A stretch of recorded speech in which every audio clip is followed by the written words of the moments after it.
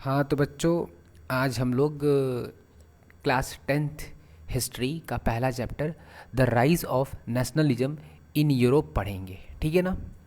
लेकिन इसको आगे पढ़ने से पहले हम इस जो चैप्टर का नेम है ना, ये समझेंगे। क्योंकि बहुत लोगों को यही नहीं समझ में आता है कि नेशनलिज्म क्या होता है। तो चलिए इसको समझते हैं। देखिए, यूरोप, आपको पता है 7 कॉन्टिनेंट है अर्थ पे, उसमें से एक कॉन्टिनेंट है यूरोप। ठीक है ना।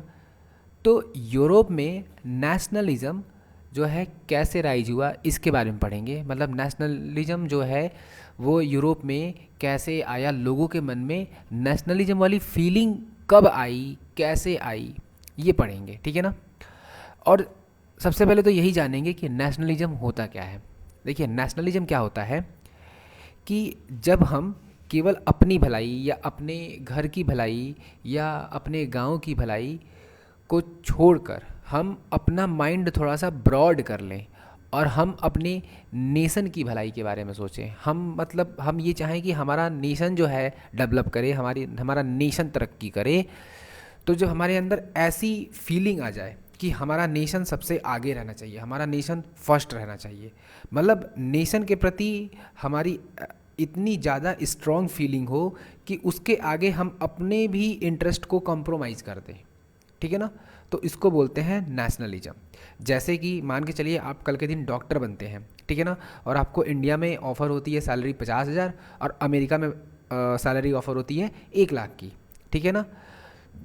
तो नेशनलिज्म वो है कि आप सोचेंगे मेरा भले ही कम फ़ायदा हो बट कंट्री का ज़्यादा फ़ायदा हो, तो मैं अपनी स्किल का यूज जो है अपनी कंट्री में करूँगा, अमेरिका में नहीं करूँगा।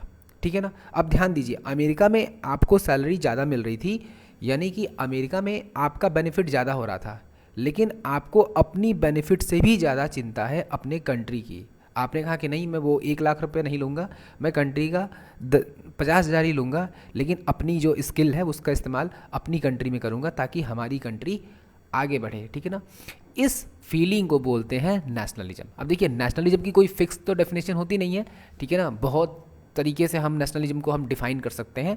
तो यहाँ पे आपने देखा कि हम नेशनलिज्म को डिफ़ाइन कर रहे हैं कि हम अपने इंटरेस्ट से भी आगे अपने नेशन को, जब नेशन के इंटरेस्ट को रखने लगें, तो इसको बोलते हैं नेशनलिज्म।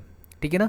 तो ये यूरोप के अंदर जो है फीलिंग आई, लोगों ने क्या किया, अपने इंटरेस्ट को, अपने घर के इंटरेस्ट को, अपने सोसाइटी के इंटरेस्ट को या फिर अपने गांव के इंटरेस्ट को कंट्री के इंटरेस्ट के नीचे रखने लगे। मतलब कंट्री के इंटरेस्ट को वो सबसे फर्स्ट पे रखने लगे। तो इसको बोला गया कि यूरोप के लोगों में नेशनलिज्म की फीलिंग आ गई। ठीक है ना। अब नेशनलिज्म में जो ये नेशन वर्ड है ना, नेशन, ये कैसे मिलके बना हुआ है। तो देखिए, मतलब सॉरी, ये जो नेशनलिज्म में जो नेशन है ना, पहले नेशन का मतलब समझते हैं। आपको पता है कि पहले के ज़माने में किंग हुआ करते थे। ठीक है ना। और किंग की कोई टेरिटरी फिक्स नहीं हुआ करती थी।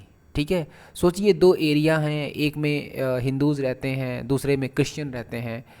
तो जो किंग था ना, उनकी कोई फिक्स टेरिटरी नहीं थी। वो जहाँ तक जीत जाएं, लड़ाई लड़के, वो बैटल करके जिस जिस एरिया को जीत जाते थे वो उनके एरिया में शामिल हो जाता था और वो इनका किंगडम, या बड़ा है तो एम्पायर कहलाता था।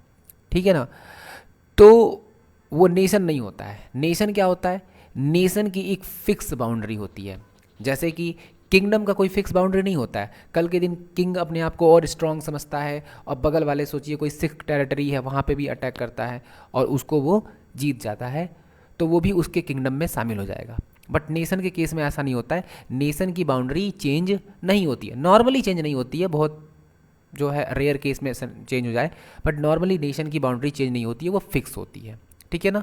और नॉर्मली क्या होता है, एक जो नेशन है ना, हमने जान लिया उसकी एक फिक्स टेरिटरी होती है। उस टेरिटरी में जितने लोग रहते हैं ना, उनकी जो है लगभग लैंग्वेज सेम होती है। डायलेक्ट चेंज हो सकती है, आपको पता है थोड़ी थोड़ी दूर पे डायलेक्ट चेंज हो जाती है, बट लैंग्वेज सेम रहेगी। वो उनका लगभग रिलीजन भी सेम रहता है। ठीक है ना। उनकी एथनिसिटी सेम रहती है। ठीक है ना। ये मैं मैक्सिमम केस में कह रहा हूँ। कई ऐसे भी केस हैं, जैसे कंट्री बहुत बड़ा है तो एक ही कंट्री में कई सारे रिलीजन के लोग मिल जाते हैं, कई सारे लैंग्वेज के लोग मिल जाते हैं, कई सारी एथनिसिटी के लोग मिल जाते हैं। ठीक है। जैसे हमारा ही कंट्री देखिए, हमारा कंट्री इतना ह्यूज है, इतना ह्यूज कि हम लोग इसको कई बार क्या बोल देते हैं, सब कंटिनेंट, आपने सुना भी होगा, इंडियन सब